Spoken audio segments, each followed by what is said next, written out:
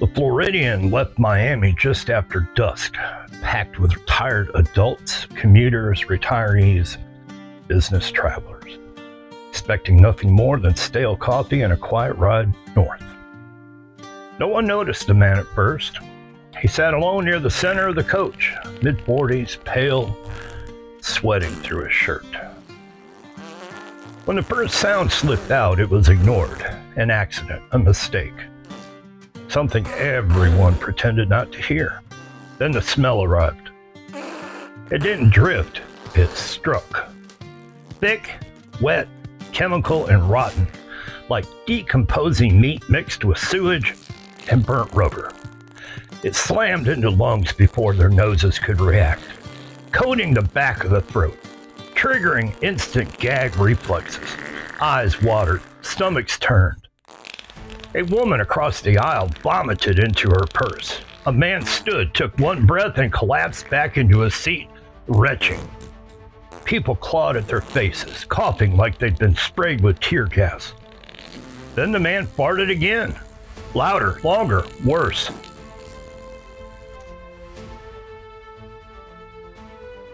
The odor grew heavier, settling low like poison fog, clinging to clothes and hair. Every breath tasted like decay. Breathing burned. Talking became impossible. Passengers screamed for the conductor. The engineer smelled it 3 cars away. They radioed dispatch immediately. Possible chemical or biological release, unknown origin. Requesting emergency medical assistance. The train went into emergency braking and rolled to a stop deep in the Florida swamp, far from any station. By then, the coach was nothing but chaos. People were puking uncontrollably, bile pooling in the aisle. Several passengers had passed out entirely, slumped sideways, gasping weakly. Others crawled toward the doors, coughing, eyes bloodshot, throats raw. And the man kept farting. It just wasn't normal. It came in pressurized waves, deep, sustained, rattling seat frames. Each release layered new horrors. Sulfur, ammonia, something metallic, something unmistakably dead. A group of passengers tried to restrain him. The moment they grabbed his arms, he leaned forward and unleashed another blast directly into them. They screamed. One dropped to the floor, clutching his face. Another staggered backward, gagging so violently he lost control of his bladder.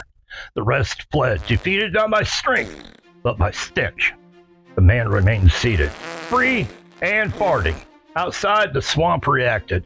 Animals staggered out of trees, raccoons, birds, feral cats, only to collapse mid-step. Birds dropped straight from branches. The black water beside the tracks began to bubble violently, churning as fish floated to the surface. White bellies up, the mouths frozen open. Nearby trees wilted.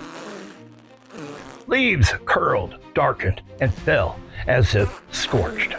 The air shimmered, warped by heat or chemical reaction, but no one could tell which. Hazmat units arrived first, then the ambulances. Responders in full protective gear approached cautiously as their instruments screamed warnings. The affected car was sealed immediately, even though respirators. Responders still gagged.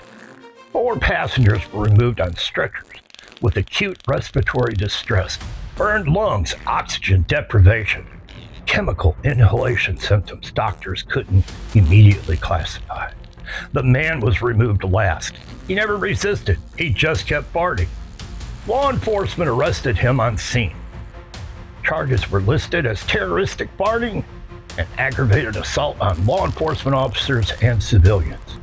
After multiple deputies and hazmat personnel were temporarily incapacitated during extraction, body camera footage later showed officers vomiting inside their respirators and retreating despite orders to advance. The official report labeled it as a biological event of unknown origin. The Floridian train was quietly retired. The stretch of swamp was sealed indefinitely. No animals returned. The water stayed black and motionless. Fish bones bleaching along the banks.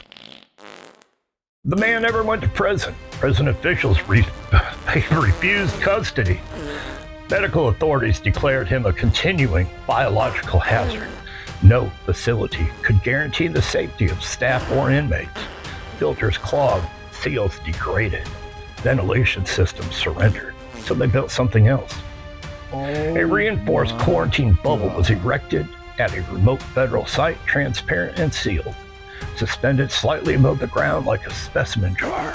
Inside, the air is constantly recycled, scrubbed, neutralized, but never fast enough. He lives there now, alone. The bubble never opens. Food arrives through mechanical locks. Waste is incinerated instantly. No human enters. Observation is done remotely through cameras that fog over from time to time. He continues to fart. There is nowhere for it to go. The gas fills the bubble, thickening, layering, fermenting. Instruments spike and stabilize. Spike and stabilize again. Scientists stop trying to name the compounds. Some readings don't match anything on record. They say he coughs now. They say his eyes burn constantly. They say he cries sometimes, though no one can hear it through the filters. He is forced to live inside what he created, contained, recycled, breathing it in over and over. A closed system, a perfect punishment. And on certain nights, when the wind shifts just right, technicians swear they catch a faint, distant scent outside the bubble. Impossible, unmistakable. They never get closer. And some horrors don't need further study. Hey y'all, thanks for watching Wendy's Mysterious Trains. You never know what you might get on Wendy's Trains. Much love, God bless, and peace out.